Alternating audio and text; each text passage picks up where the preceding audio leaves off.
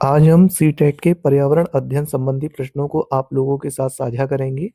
ये 25 क्वेश्चन की एक वीडियो है। वीडियो के अंत में आप हमें ज़रूर बताइएगा कि आपके कितने प्रश्न सही गए। पहला प्रश्न है, कांसा किन दो धातुओं का मिश्रण है? तो कांसा है आपका तांबा और टिन का मिश्रण। अगला प्रश्न है हमारा, माउंट एवरेस्ट के बारे में सही कथन चुनिए। तो यह नेपाल का भाग है और इसकी चोटी की ऊंचाई 8,900 मीटर है। Option B. प्रश्न नंबर तीसरा, रेगिस्तानी ओक पेड़ कहाँ पाया जाता है? तो रेगिस्तानी ओक पेड़ आपका ऑस्ट्रेलिया में पाया जाता है। प्रश्न चार, बिहार राज्य के लोगों के लिए मधुमक्खी पालन शुरू करने की सबसे अच्छी अवधि कौन सी है? तो ये होती है आपके अक्टूबर से दिसंबर के बीच में। प्रश्न पाँच, खेजड़ी वृक्ष किस राज्य में पाया जाता है? तो खेजड़ी जो वृक्ष है वो राजस्थान के अंदर पाया जाता है। अगला प्रश्न है, ब्रेल लिपि में मोटे कागज पर उभरते हुए बिंदु होते हैं, यह लिपि आधारित है? तो ये लिपि आपके 6 बिंदुओं पर आधारित होती है। प्रश्न नंबर 7, जब कोई डॉक्टर जब एक मरीज को खाने के लिए कुछ दवाइयाँ लिखता है और साथ ही गुड़, आंवला, हरी पत्तेदार सब्जियों को जरूर खाने का सुझाव देता है, यह मरीज किस रोग से पीड़ित होना चाहिए? तो इस मरीज में आयरन की कमी है और ये एनीमिया से पीड़ित है। अगला है हमारा प्रश्न 8, कुछ पंछी हमारी तुलना में 4 गुनी अधिक दूरी तक देख सकते हैं, यह पंछी हैं? तो ये पंछी हो सकते हैं हमारे चील, बाज और गिद्ध।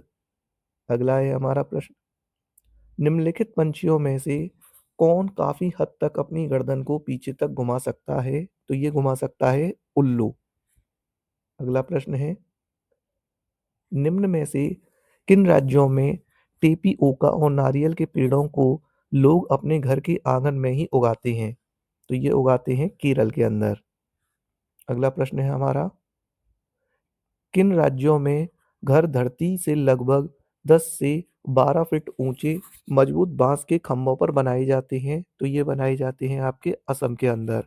अगला है हमारा प्रश्न, कक्षा 5 में विद्यार्थियों में जिज्ञासा जागृत करने का निम्न में से सबसे प्रभावी तरीका है?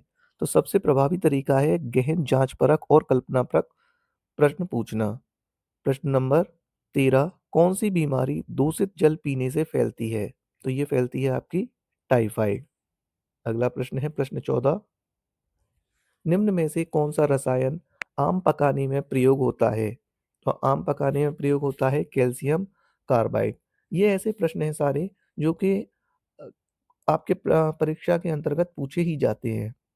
इनमें से कौन सा द्विबीजपत्री पौधा है? तो द्विबीजपत्री पौधा होता है आपका सरसों।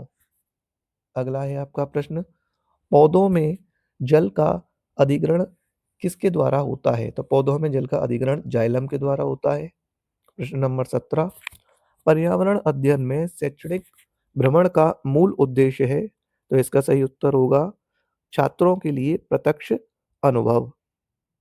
प्रश्न नंबर 18, कार्यकीय रूप से शुष्क मिट्टी की क्या विशेषता है? तो ये मिट्टी में लवण सांद्रता अधिक होगी इसमें। प्रश्न नंबर 19, चरने वाले पशु वनस्पति को कैसे बदलते हैं? तो इसका सही उत्तर हो जाएगा आपका चुनकर चरने से, क्योंकि एक जगह बहुत सारे वनस्पतियों मतलब जब वो चढ़ते हैं तो सबरे वनस्पति को खा जाते हैं, उनकी जगह दूसरे वनस्पति आ जाते हैं। निम्न में से कौन स्वस्थ अस्थियों के लिए आवश्यक है? तो स्वस्थ अस्थियों के लिए आवश्यक है आपका कैल्शियम और विटामिन डी। भारत में हिमालय की सबसे ऊंची चोटी का क्या नाम है? तो भारत में हिमालय की सबसे ऊंची चोटी है माउंट केटू। अगर इन चीज़ों को आपको डिटेल में जानना है तो आप हमारे साथ 8 बजे लाइव में जुड़ सकते हैं। वायुमंडल की सबसे निचली परत क्या है? तो वायुमंडल की सबसे निचली परत है आपकी क्षोभ मंडल। प्रश्न नंबर 23, विटामिन सी की कमी से होने वाली बीमारी का क्या नाम है? तो ये है आपकी स्कर्वी।